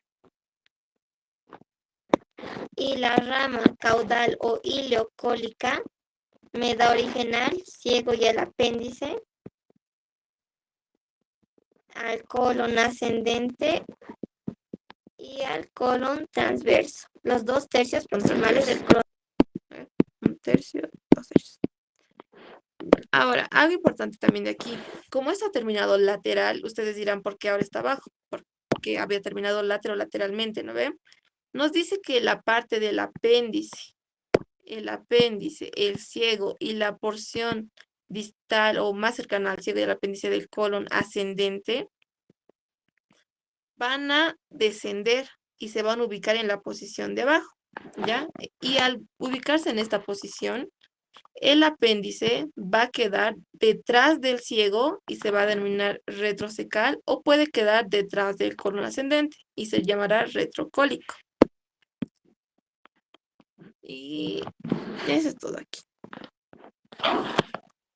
Ya. Ahora, algo importante igual que está en su librito es sobre la hernia umbilical fisiológica. ¿Qué sucede? Ya que el intestino medio crece tanto, la cavidad abdominal que tiene en este momento el embrión no puede contener todo el intestino y por lo tanto nos dice que parte del intestino se introduce en el celoma umbilical, esto en la sexta semana. Como podemos ver, aquí está el cordón umbilical y vemos cómo el intestino se está introduciendo aquí. Entonces, a eso se le denomina la hernia umbilical fisiológica. Pero no se va a quedar aquí todo el tiempo. Nos dice que esto va a reingresar a la cavidad abdominal en la 11ª semana. ¿Ya? Y 2 semanas más tarde de que esto reingrese a la cavidad abdominal, van a empezar a fijarse los mesos peritoneales, que todavía va a terminar este proceso después del nacimiento. Después del nacimiento, ¿ya? Y ya esa sería la hernia umbilical fisiológica. Ahora, para terminar, otras estructuras del intestino medio, que sería el músculo circular, el músculo longitudinal y las tenias, van a originarse de lo que es el mesénquima de la esplagnopleura. ¿Ya? Prácticamente todo lo que es músculo liso del intestino delgado y grueso se origina del mesénquima de la esplagnopleura. Primero nos dice que va a aparecer el músculo liso circular, la capa circular, al final del segundo mes. Luego aparece el músculo liso longitudinal y al final en el intestino grueso van a aparecer las tenias al cuarto mes. Son estas las tenias, ¿verdad? Y ya. Ahora, también nos dice que, como ya el auxiliar Pablo les repitió bastante, que la luz del intestino, tanto delgado o grueso, va a llegar un momento en el que se va a obliterar por la proliferación de sus células mucosas y después se va a perder nuevamente, ¿ya? Y se va a volver a recanalizar. Ahora, esto va a pasar en aproximadamente todas las porciones del intestino. También nos dice que las vellosidades intestinales aparecen al final del tercer mes. Al inicio, estas vellosidades van a aparecer en el intestino delgado y en el intestino grueso, pero posteriormente van a desaparecer en el intestino grueso. Ya es por eso que nosotros no tenemos vellosidades en el intestino grueso. Ya, con eso terminamos lo que era intestino medio. Ahora vamos a pasar a lo que es el intestino caudal. Y aquí tenemos una imagen para recordar. Ya habíamos visto el intestino anterior, el intestino medio, y ahora nos falta el intestino caudal, ¿ya? Y antes de esto vamos a recordar lo que llevábamos en el primer rote, que era este dibujito que lo han debido ver, que es el disco embrionario, ¿ya? ¿Y qué tenemos que recordar de esta imagen? Cuando nosotros veíamos esta imagen, ¿esta qué era? Este era el nodo primitivo, lo que está aquí adentro era la fosita primitiva, esta era la línea primitiva, y lo que nos interesa ahora es esto, que esto es la membrana cloacal, ¿ya? Y poniéndole dirección a esto, aquí, esto sería lo que es cefálico, aquí estaría lo caudal, todo lo que estoy viendo aquí sería la parte posterior, y del otro lado estaría la parte anterior. Entonces, cuando tenemos un disco embrionario, la membrana cloacal está en la parte posterior, pero después del plegamiento, especialmente el plegamiento caudal, la membrana cloacal se va en dirección anterior. Aquí poniéndole dirección, esto sería lo anterior, aquí estaría lo posterior, lo cefálico y lo caudal. ¿Ya? Además, esta parte de aquí que está más caudal a lo que es la membrana cloacal, va a formar lo que es la pared anterior del abdomen. ¿Ya? Y en aquí donde estaría esto sería esto. ¿Ya? Después del plegamiento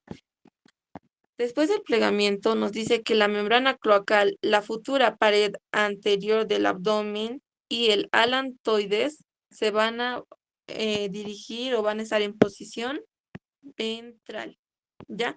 ¿Y ahora qué es el alantoides? Nos dice que parte de lo que es el saco vitelino va a prolongarse en el pedículo de fijación. Ese es el pedículo de fijación, ¿ya? Y a esta prolongación se le denomina alantoides. Entonces, tenemos tres estructuras. La membrana cloacal, la futura pared abdominal anterior y el alantoides, que se van a dirigir ahora en posición ventral, de lo que antes estaban en posición dorsal, después del plegamiento se han vuelto ventral. Ahora, ¿qué también es importante de aquí? Esta alantoides, que está de color amarillito, se va a unir a lo que es la parte distal o al intestino caudal, la parte distal del intestino primitivo, ¿no? Al intestino caudal, y va a formar así lo que es la cloaca primitiva, que prácticamente este es lo que vamos a hablar en intestino caudal. Entonces, el alantoides se incorpora al intestino caudal y constituye la cloaca primitiva. Ahora, vamos a ver aquí que vamos a pintar. Esto sería el alantoides. Esta sería el alantoides. Y esta, este es el alantoides. De naranjadito, de rosado. Este sería el intestino caudal.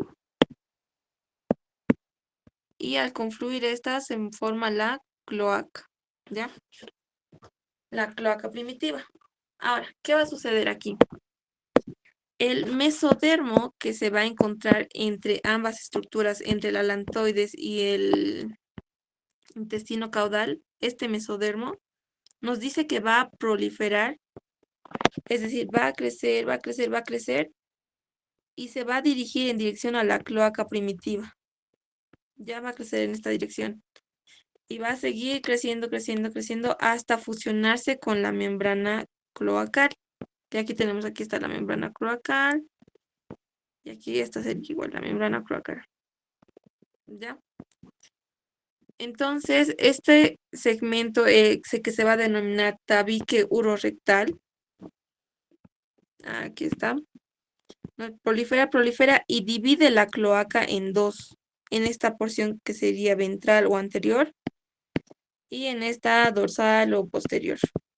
¿Ya? Y cada porción va a recibir su nombre. La porción ventral va a denominarse el seno urogenital. ¿Y qué me va a formar? La vejiga, la uretra y parte del aparato genital.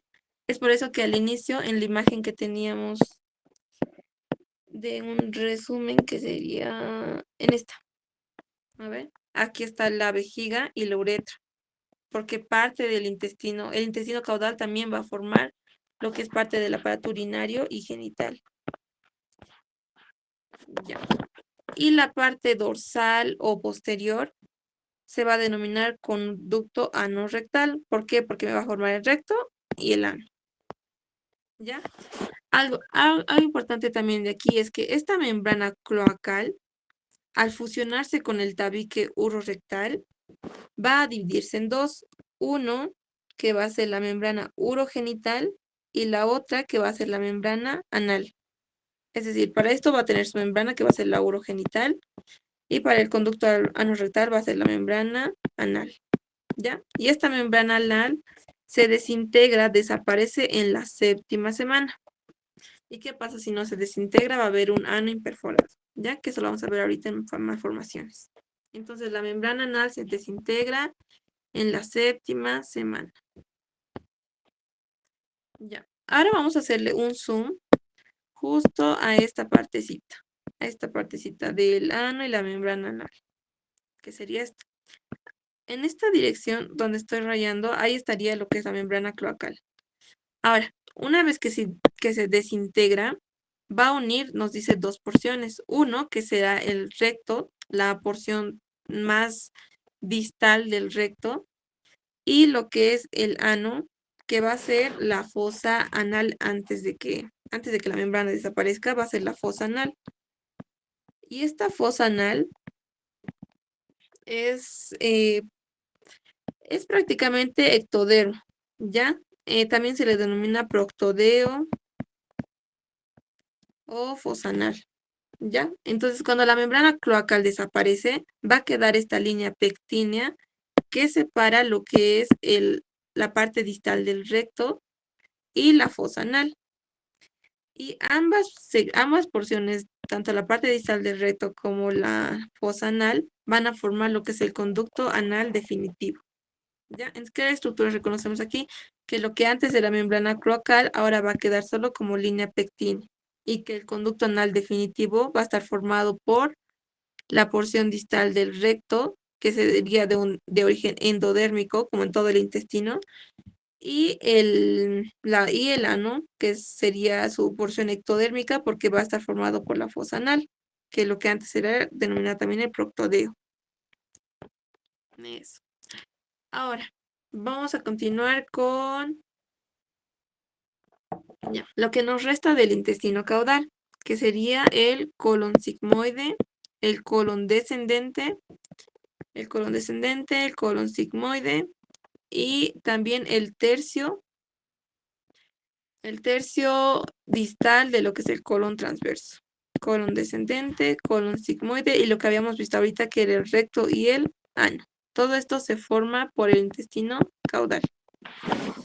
Ahora, algo importante de aquí también es el meconio. ¿Qué es el meconio? El meconio son como las heces del feto, ¿no? Pero en este caso es una masa verde y oscura en la luz tanto del intestino grueso como el intestino delgado. Este meconio tiene diferentes componentes que van a ser los productos de secreción intestinal y secreción del hígado.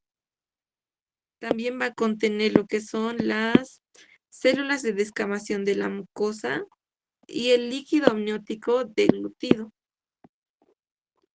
¿Ya? Además tiene cuerpos meconiales. ¿Qué son estos cuerpos meconiales? Son simplemente agrupaciones de células epiteliales que van a tener una forma ovoidea con un diámetro de 15 micras. ¿Ya? Entonces, ¿cuáles serían los componentes del meconio? La secreción intestinal y del hígado, células de descamación de la mucosa y el líquido amniótico deglutido. Y los cuerpos meconiales, que son una agrupación de células de forma ovoidea y que tienen 15 micras de diámetro. ¿Ya? Y es este. ¿Qué más? Habíamos dicho que todo lo que es músculo, tejido conectivo, va a derivar de lo que es el mesénquima del explagnopleura. Esto en relación a todos los segmentos del intestino delgado y grueso. Su músculo circular, liso circular o liso longitudinal, todo deriva del mesénquima del explagnopleura. Ahora, las glándulas van a ser brotes endodérmicos que después van a canalizarse. Ya. Y con eso hemos terminado la parte de desarrollo y ahora vamos a ver la parte de malformaciones, que igual es cortito. Entonces, primero vamos a ver lo que son malformaciones del intestino delgado. En el intestino delgado podemos encontrar tanto atresias, que es cuando hay una oclusión total de la luz, y estenosis, que es cuando disminuye el diámetro de la luz intestinal.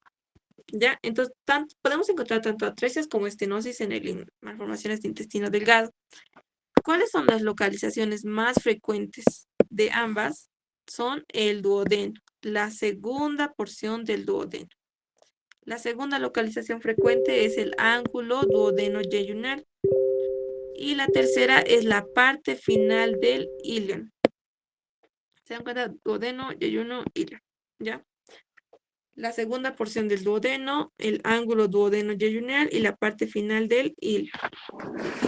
Ahora, estas, ¿por qué se dan? Puede ser por la persistencia del tapón epitelial. Como les habíamos dicho, ¿no? En los conductos se van obliterando y después se recanalizan. Pero si no hay esta recanalización, este tapón epitelial puede originar lo que son las atresias, ¿no? Y si se recanaliza, pero no totalmente, causa una estenosis. También por una insuficiencia valvular con reabsorción del tejido isquémico. Ya. Ahora, esto tiene que resolverse sí o sí con un tratamiento quirúrgico. Si no se resuelve con un tratamiento quirúrgico, es incompatible con la vida, ¿ya?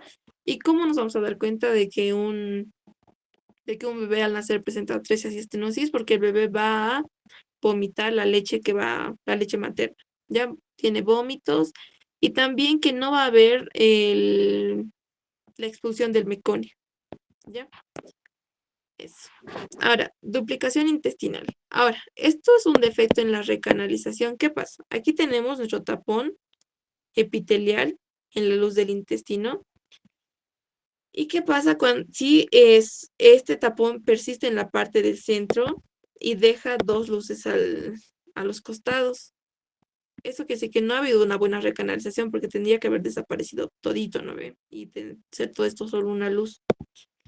Es así que se va a dar una duplicación intestinal. Entonces, ¿cuál es la causa de la duplicación intestinal? Es una recanalización defectuosa del intestino.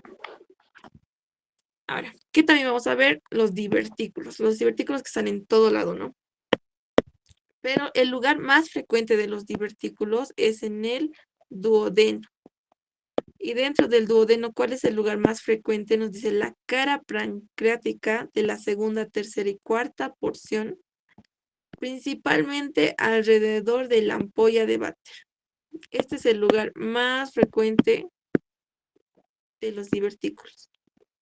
¿Ya? Estos divertículos pueden ser únicos o múltiples y generalmente son asintomáticos, aunque igual pueden ser asintomáticos. Pueden ser sintomáticos, ¿ya? Y cuando son sintomáticos causan un dolor en el epigastrio, es decir, el abdomen, un dolor en el epigastrio que aumenta cuando uno come y disminuye si vomita. Ya. El segundo lugar que puede aparecer los divertículos es en el yeyunio o en el ilio. Y en esto la parte más frecuente es la porción terminal del ilio. Ya, y estos causan dolor abdominal después de consumir alimento. Algo importante de los divertículos es las complicaciones que nos puede llegar a dar, como es infección. Este divertículo se puede infectar, puede perforarse y puede causar fistulización. ¿Ya? Entonces son 3 complicaciones bien importantes de los divertículos. Ya. Ahora seguimos con el divertículo más importante, que es el divertículo de Meckel, que ya le hemos hablado más antes, que tiene una ubicación especial. Habíamos dicho que se encuentra en el ilion, justo a 20 centímetros del ciego. ¿Ya? Ahora, ¿cuál es la importancia de este divertículo? Nos dice que tiene todas las capas del intestino, ¿ya? Y que también en este divertículo pueden aparecer tejidos gástricos o pancreáticos heterotópicos. ¿Qué quiere decir? No es normal que aquí aparezca tejido gástrico, ¿no ven? Ni tampoco va a ser normal que aparezca tejido pancreático. ¿Ya? Ahora, este divertículo de Meckel puede ser simple, puede ser cordón fibroso, puede ser fístula, puede ser seno umbilical.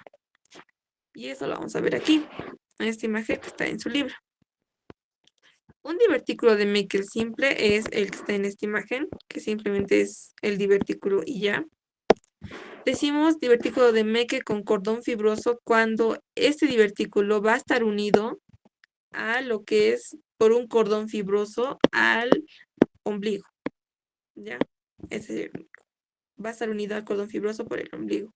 Entonces es un divertículo de Meckel con cordón fibroso. Decimos divertículo de Meckel con fístula cuando esta unión va a incluir lo que es la luz del divertículo, como igual se ve en la imagen, ¿no? Lo negrito es la luz, es decir, que está fistulizando. Como dijimos, una fístula es un conducto que va a unir 2 cavidades. En este caso me está uniendo lo que es el exterior con el intestino. Y el seno umbilical, que en este caso no está como tal el divertículo, simplemente está el cordón fibroso.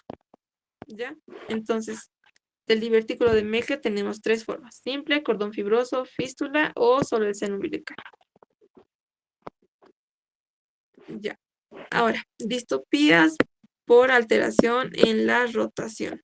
Entonces, al hacer esta rotación puede pasar 2 cosas.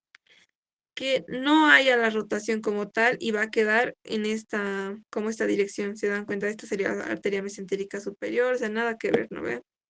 Entonces, ¿qué puede pasar? Una falta de la rotación intestinal o una rotación intestinal invertida. Habíamos dicho que la rotación intestinal tiene que ser en contra de las agujas del reloj. Así esa dirección, ¿no ven?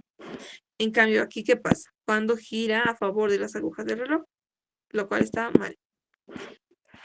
Ahora, onfalocele. ¿Qué es el onfalocele? De esto es importante diferenciarlo de una hernia umbilical verdadera. Una hernia umbilical verdadera va a ser como esta protrusión donde va a estar el intestino, pero esta va a estar cubierta por piel, ¿ya? En cambio, en el ónfalocele, igual va a haber esta protrusión con parte del intestino hacia afuera, pero no va a estar cubierto por piel, sino va a estar cubierto solo por una membrana delgada de composición que es casi como el cordón umbilical. Esta membrana, al ser delgada, tiende a romperse fácilmente, se puede romper y va a dejar las vísceras, va a dejar el intestino al exterior, ¿ya? Entonces es lo que lo diferencia de una hernia umbilical verdadera, ¿ya? Eso va a hacer que parte de las vísceras, los intestinos, se vean al exterior. Ya. Ahora, malformaciones del intestino grueso. ¿Qué puede ocurrir? El ciego alto o el ciego bajo. ¿Por qué ocurre el ciego alto? Como vemos aquí en la imagen, ¿qué es lo que falta aquí? El conducto, el colon ascendente, ¿no ve? Entonces, cuando no hay colon ascendente, el ciego va a estar alto. Ahora, otra causa de que ocurra ciego alto es que tenemos el ciego alto, pero este colon ascendente puede que sea muy largo. El colon ascendente va a estar así, súper largo, y eso también va a ocasionar que el ciego quede a esa altura. Aquí sería el colon transverso y eso. ¿Ya? Y lo mismo podríamos tener con el ciego bajo. Este ciego bajo se va a dar cuando va a haber una rotación excesiva y el ciego va a estar bajo. Ya simplemente es eso. ¿Ya? Tenemos ciego alto y un ciego bajo. Ahora, otras anomalías que estas sí son más frecuentes van a ser las anomalías de tamaño del colon. ¿Qué tenemos? Microcolon. Cuando digo micro, hago referencia a que va a disminuir en longitud y también va a disminuir en grosor, en el ancho que tenga, tanto en longitud como en ancho. Microcolon. Dólico colon quiere decir que el colon va a ser más largo, va a aumentar solo en longitud, ¿ya? Y megacolon, es decir, que va a aumentar en diámetro, no en grosor. En diámetro, dejemos, ¿no? Va a aumentar en diámetro. ¿Ya? Y puede haber igual un colon que sea dólico megacolon, cuando aumenta tanto en longitud como en el diámetro de la luz del colon. ¿Ya? Entonces tenemos estas alteraciones. Microcolon, dólico colon y megacolon. Ahora, algo importante también es que generalmente el megacolon sucede en el colon sigmoide. ¿Ya? Y raras veces ocurre en todo el intestino grueso. Generalmente ocurre en el colon sigmoide y tiene un nombre especial que es enfermedad de Hirschsprung. ¿Ya? Eso es lo importante aquí en el megacolon. Ya, último, para terminar, las malformaciones del recto llano, que son bien cortitas, es agenesia rectal. ¿Por qué se produce agenesia rectal? ¿Qué quiere decir agenesia rectal? Que no hay recto, ¿no ve? ¿Y por qué no se formará? Porque como habíamos visto antes, este de aquí, que sería más o menos aquí el tabique urorrectal, cuando ese tabique no se produce, no va a haber quien termine de separarlo, no se va a fusionar con la membrana cloacal y no va a separar, habíamos dicho que tiene una porción anterior y una porción posterior, ¿no? Entonces no va a separar esta porción posterior, que sería el conducto anorrectal, y por lo tanto no se va a formar el recto. Ahora, ¿qué pasa cuando este tabique rectal sí se forma? Sí va a estar aquí, pero no va a llegar a fusionarse con la membrana cloacal. Entonces va a dejar este pedazo que va a formar una fístula. Esta fístula puede llamarse recto vesical cuando me une al recto con la vejiga, o recto ureteral cuando me une al recto con la uretra. ¿Ya? Como es en este caso, es una fístula recto ureteral o uretral. Ahora, también, ¿qué puede pasar? Una estenosis rectal. ¿Qué pasa? Cuando este tabique tiene que ir creciendo casi al medio al medio, ¿ya? ¿Y qué pasa cuando se desvía y no va hacia el medio? Y digamos, se va más hacia el lado del colon o más hacia el lado del recto. es que va a hacer que la luz del recto sea más chiquitita y por eso se da una estenosis rectal, es decir, va a disminuir el diámetro de la luz del recto. De la luz del recto. ¿Ya? Y por último, lo último que tenemos es, lo último y más frecuente, el ano imperforado. ¿Ya? ¿Qué sucede? Aquí simplemente, ¿qué pasa? La membrana anal es que no se va a desintegrar. Habíamos dicho que esta se desintegra en la 9ª semana. ¿Ya? Y si no se desintegra en esta 9ª semana, va a quedar todavía la membrana anal y va a haber un ano imperforado. ¿Ya? Y eso es todo, chicos. Gracias.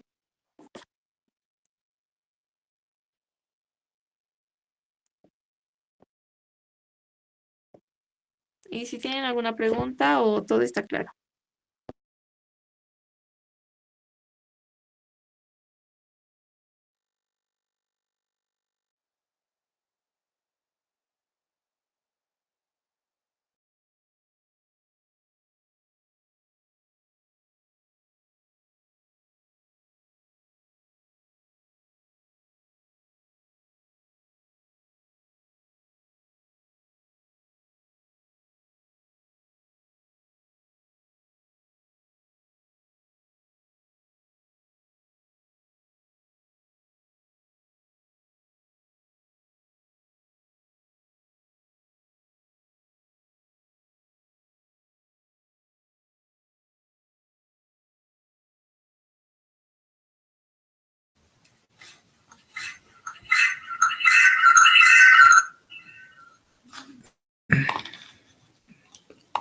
Chicos, ¿ha quedado todo claro?